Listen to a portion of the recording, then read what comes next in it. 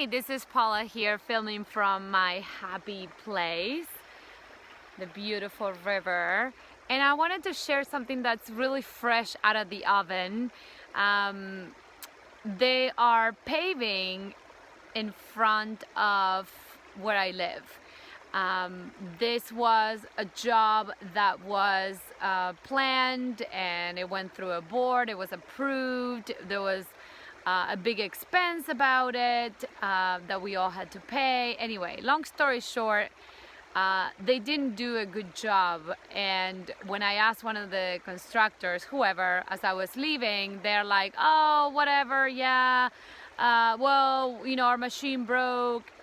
Well, of course, my bitch archetype is pretty well trained, and for circumstances like this, when people don't take responsibility and they pretend that nothing happened, when again there's been a big investment and something that's not well done is not done and is not even considered.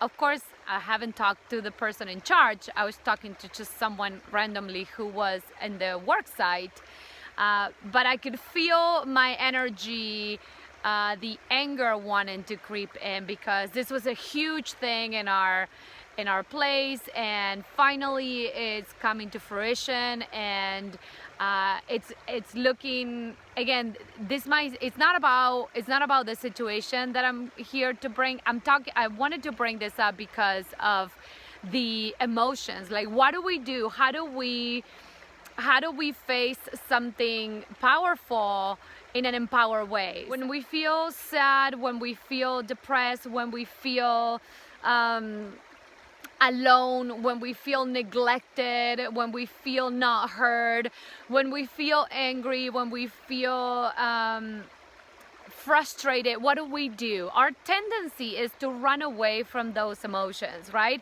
Or to put it back at the person or at whoever caused that energy. Now, the most empowering thing is to actually own up to our own emotions. Anger is not an unfamiliar emotion for me. In fact, I lived a lot in my bitch archetype, and I feel like a lot of women feel this way, especially when it comes to like bureaucracies. And you know, this situation in particular, what brought up was the whole thing about women not being heard, you know, talking to people that don't want to hear, things being run by men in a way that needs to be, you know, in the conversations prior to the approval of this letter, a woman expressed her concerns, and she was pretty much not it wasn't valid what she proposed, and it almost like it was ditched. And just, you know, that brings up a lot of the old stuff, the things that I feel all women at this time and age we are going through. We are healing is this piece of the patriarchy, of not being heard, of centuries of repression. And so again, oh, Paula, how is this coming up for a small little thing? Well, it is coming up because this is for centuries, and we've carried this. We're still carrying this from generations and generations. I had to sit with this, and I came here, and you know, my first thing was to call my husband and say, okay, you know what, like, can you just please resolve it? And then I'm like, oh my God, that even feels worse. Not because my husband can't help me, it's because I still felt the frustration, not feeling that I was going to be heard in this situation. And that didn't make me feel good.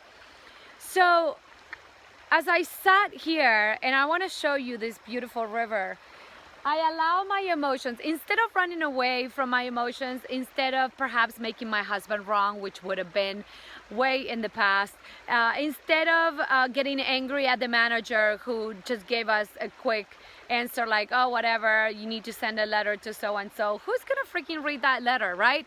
How can I feel empowered? And the only way I could find a solution that feels good is if I allow myself to feel that emotion, to feel the anger, to feel the frustration, to feel like our whole lives, women haven't felt heard, or we didn't have a voice. And really, like, I know it sounds really silly perhaps, or too over dramatic, right? Like, we're so used to hearing. However, I'm really inviting you women to tune in with this energy and know that our power is in us, ourselves, hearing and being with the emotions and not running away from them or deflecting them or getting distracted and not really tuning in. There's a reason why this emotion came up.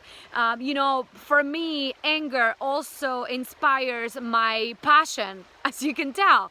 I'm not angry right now. I'm really feeling passionate. I don't need anger to inspire my passion. However, I learned through my work in this Empowered Woman journey to turn anger into passion, into fierceness. So now I'm watching this river and I'm allowing the emotions. I'm allowing myself, as I see this river, I'm allowing my emotions to run through my body. And as I allow my emotions to run through my body, there it goes, boom. I have a really amazing idea. A neighbor of mine, it's on the board. I'm going to go over tonight and I'm going to present my case, and I'm going to not come from a place of fighting. I'm going to come from a place of openness and truly sharing my concern, and to find a solution that could work for everybody. And if I had not allowed myself to feel this emotion and to allow, I came to my happy place because I was like, argh, and I need to do something that makes me feel good. That's what I do. So something that would allow me to feel at ease into feeling the emotion and not having this emotion be like all over me without me allowing myself to feel it. So I sat down and I took a few deep breaths and I connected with the sound of the river. Then I was able to come up with this incredible, powerful idea that feels really good. It feels really solid. I didn't have to, and it feels empowering to me. I am going to have this conversation. I am going to talk to this person tonight. And I'm open to what needs to be. If it's meant to be, it'll be.